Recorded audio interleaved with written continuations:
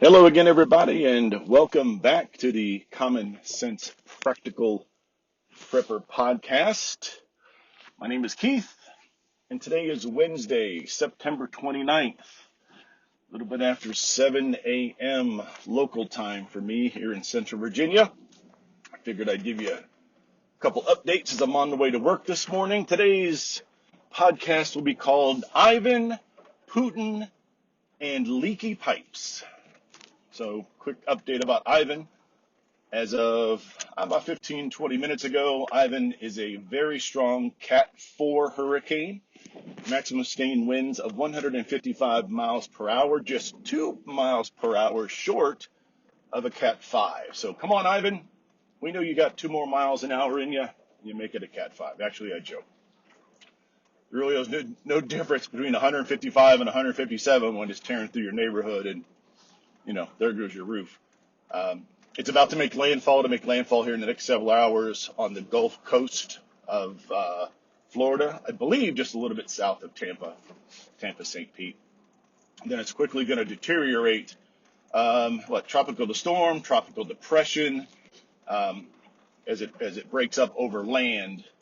Hurricane to survive and to strengthen primarily needs warm water, which is why it strengthened pretty quickly once it got across Cuba and got into the Gulf of Mexico. Even though we're almost into October, the water down there is warm enough for it to go ahead and pick up some strength. It went from a Cat 2, 3, and a strong 4 pretty quick. So obviously a state of emergency for most of the state of Florida. And as it breaks up, it's going to continue, I think, with a small right-hand turn and come on up the East Coast. So here in Central Virginia, late Friday, and basically Saturday, Sunday, and probably most of Monday, we're going to see, I don't want to say high winds, probably 20, 30 mile an hour winds with a few gusts, maybe a little bit more, and a whole bunch of rain. So predicting about 4 inches plus here in Central Virginia, which will cause localized flooding, meaning my backyard, as well as some low-lying areas. As far as the James River and the other rivers in the area, they're going to be just fine. The James River watershed is primarily up near Charlottesville, Virginia, and up in Shenandoah National Park area. So to get rain up there, it takes about 2 days for it to come down and flood Richmond. However, if it's raining here in Richmond in Central Virginia, it doesn't flood the river. It takes several inches of rain way upstream, to gather and to come on down. So, all right. So that's Hurricane Ivan. So Mr. Putin, like I said before, is apparently drafting every male that is old enough to carry a gun, or some of these folks even have 1 foot in the grave. A lot of neighboring countries are not accepting any more Russian refugees, I guess you could say. There are a lot of people trying to make it out of Russia, a lot of military-aged men and even, older men that are considered military-aged. Russia is considered sealing its borders to keep people from leaving. So not a good scene. Certainly don't think that Putin's going to use nukes. But then I mentioned a couple of days ago about the referendum that people voting to have the current areas under control by the Russian troops to be annexed into Russia. And I kind of was half joking about how those people voted and how those ballots were counted. Well, I saw a blip on the news this morning where there was some babushka standing behind a table with a bunch of ballots that she wasn't even reading. And of course, there are a bunch of, Russian propaganda cameras and microphones around her trying to make a big deal out of it. It was kind of one of the things when you, give your kid, a bunch of candy and you say, let's share. And your little kid's like, 1 for you and 2 for me.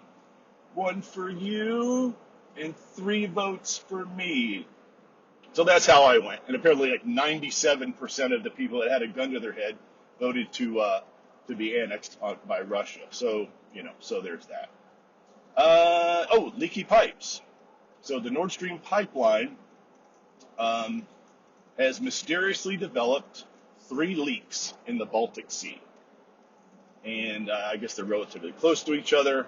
And now the pipeline, in my understanding, has been shut down for several weeks. Russia quit sending um, oil through the pipeline to Germany.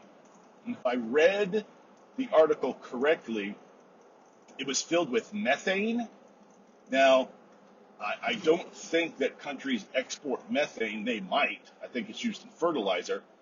But I'm just kind of curious to know if the methane uh, is used as kind of to pressurize the pipes. I don't know. Maybe, again, I'm not a petrochemical engineer, nor am I a, a, a, a marine biologist or a structural engineer, but I would think an empty pipeline would probably not be the best bet. It would be probably better to fill that void with something. So I guess I'm going to pressurize it with some sort of gas. I guess that would help make it structurally sound. And in the event, there was any issues, you'd be able to find out where they are. So um, Russia does not know what happened, but Germany, Denmark, and a few other countries are saying this is obviously sabotage. I wouldn't put it past Russia and Putin to do this. The war in Ukraine is like 7 months old now, I believe, and they'll bomb, they'll lob a rocket or drop a few bombs in a city. It'll hit a mall or an apartment complex. The Ukrainians come on the news and say the Russian bomb or missile killed 15 people.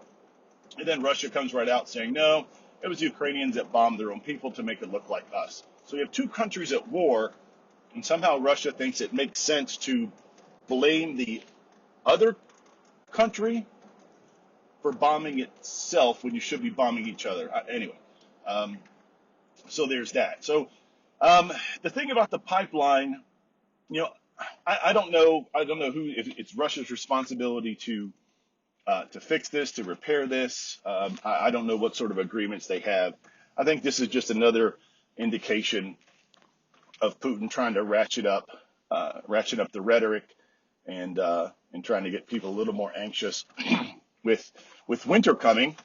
If people were to say, okay, we'll pay for your oil in rubles, he'll be like, oh well, darn, the pipeline's got a bunch of holes in it. I wish I could send you that fuel or that oil, but I can't because it has leaks. So there's that.